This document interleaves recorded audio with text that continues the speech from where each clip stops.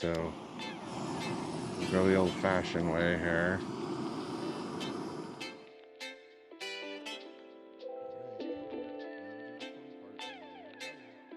Howdy y'all, welcome back to Cam Shack Productions. Today we're going to talk about the myth that people on YouTube are telling you about certain types of backpacking stoves. Now, don't get me wrong, this is a great stove. I highly recommend it, and it's probably the stove I'm going to use most of the time when I'm going out in the backcountry. I love how small it is, I love how sleek it is, but this stove requires more experience than going with something super simple, something super easy, like the trusted old Jetboil, which, I mean, this thing is bomber and you can't go wrong with it. So today, let's dive into some of the reasons why you're hearing things on YouTube that are not entirely true about this $10 stove.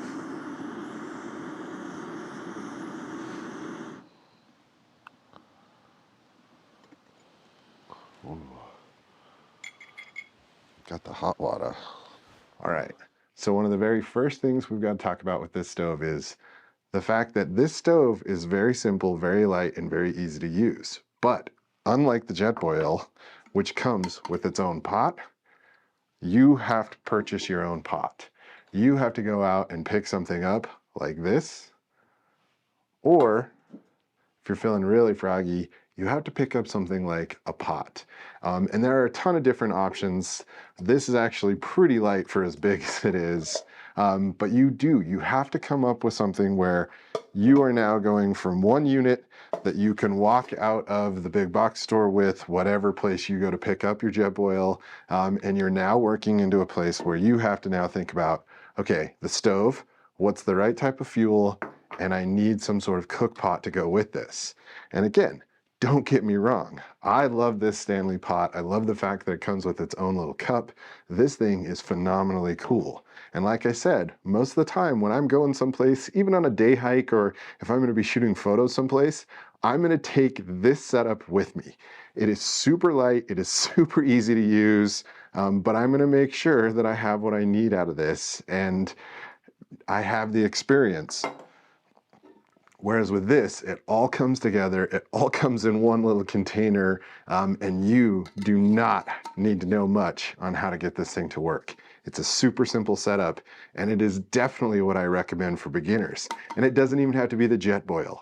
I believe Walmart now has a version of this. I know MSR has a really cool version with a gigantic burner. I mean, the whole centerpiece is a burner, but there are definitely some pros to this. And you're gonna hear everybody on YouTube, especially ultralight backpackers, no shade, y'all do what you wanna do, I get it. You guys like to go light, some of us like to go comfortable, and I carry way too much camera gear to go like that.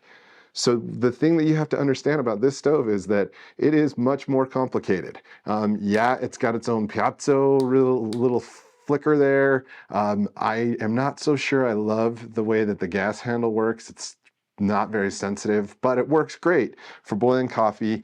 You have to have your pot. And the other thing that you have to understand about this stove is that it is easy to unbalance it. I mean, it is not as simple as, say, this Jetboil, which can just lock into place. You don't have to worry about it.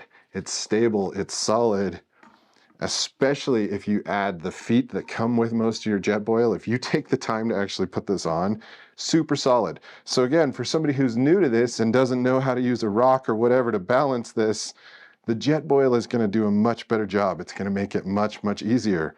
Whereas with this, you really have to work to figure it out. And I know people are going to tell me, well, but with the Jetboil, you can't do anything other than use the container and boil water. That's not true. This Jetboil actually comes with a connector piece that you can put a pot on that raises it up high enough to where you can actually cook anything you want backcountry-wise with your Jetboil.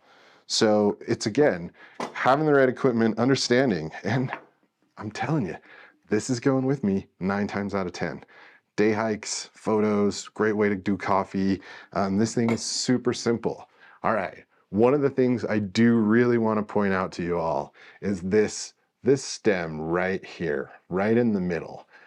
Please be wary of this. I have seen some recent videos of people taking this out into the backcountry, and this stem is actually breaking off, or the little valve piece in the bottom this little valve piece is snapping on people right here. So just realize that this is not going to be as durable, right? This thing is going to be a little less tough. You have to baby it a little bit more. You have to take care of it, but be wary of this. Don't let this thing get banged, knocked, bumped, especially when you're packing it. Use the little case that comes with it so that you can actually keep this thing safe inside of there, but be careful of that stem piece. Whereas again, when you look at the Jetboil, the only thing you really have to worry about is the little stem on the inside, and I've never really heard of one of those breaking. And then you get to the inside and your burner is bomber. I mean, this thing is tough. Your Jetboil is tough as nails, and it's gonna work all the time. That's the nice thing. Okay, another thing we have to talk about with this little teeny stove right here. Something that I highly recommend that you have when you're working with this stove is that you have some sort of windscreen. You need something with this stove to put something in front of it so that when the wind blows at it, it stops it. And it doesn't have to be anything fancy. It can just be a piece of tin foil. It can be anything like that. But you want to make sure that this thing gets a little bit of protection so that when you're boiling on it, you can really make sure that it keeps going. Otherwise, I have found that this struggles a little bit just because it's so exposed.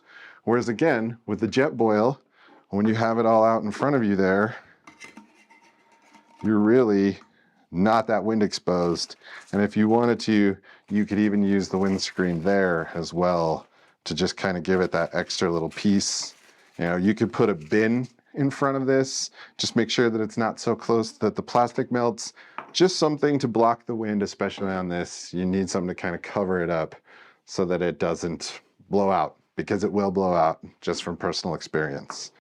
All right, y'all, if you made it this far in the video, I am gonna ask that you take a second, you stop and you go down and you hit the like button and subscribe. I would really appreciate it. I'm trying to get to 1,000 subscribers and I'm about 10 away right now. So please go down, hit that like button. I'd appreciate it. And if you're really feeling generous, subscribe to the channel. All right, y'all. So when it comes down to it, I think people on YouTube are telling everybody that these little $10, and there's a ton of different company, little stoves are the best thing that you can do for backpacking if you're a beginner, if you're new at going out in there. And I have to be honest, I don't entirely agree with that. I think this is a really great stove. And if you are on a budget, definitely think about it. But you have to remember, you also have to include your pot with you. You have to make sure that you're getting the right kind of fuel. Whereas if you go in and you buy once and you cry once with something like the trusted old Jetboil, you really will have a very simple piece of gear that will work for everybody, works every time, and works really, really good. Bonus tip, none of these are gonna work very well in cold weather, but that's a completely different video and probably something we'll do once it starts to snow this winter. So again, I'm not saying that this isn't something you should go and get. What I am saying is just be wary of the people on YouTube that are telling you that this is the end all be all, this is the stove that you should get, it's the lightest, it's the best way to go. Realize what you're getting into and make sure you do your research and really think about what it is. If you can go into a store and put your hands on it, even better. But also remember that if you're looking for these for a deal, check Amazon. A lot of the time they're gonna be cheaper than most of the stores around you. Sorry, little box stores, you know, if there were some small ones around me, some cottage stores, I'd highly recommend them, but there's really not anymore. So you gotta do what you gotta do, especially in these times with the economy the way that it is. But overall, I'm just saying, know what you're getting into. Think about what you need, think about why you wanna do it.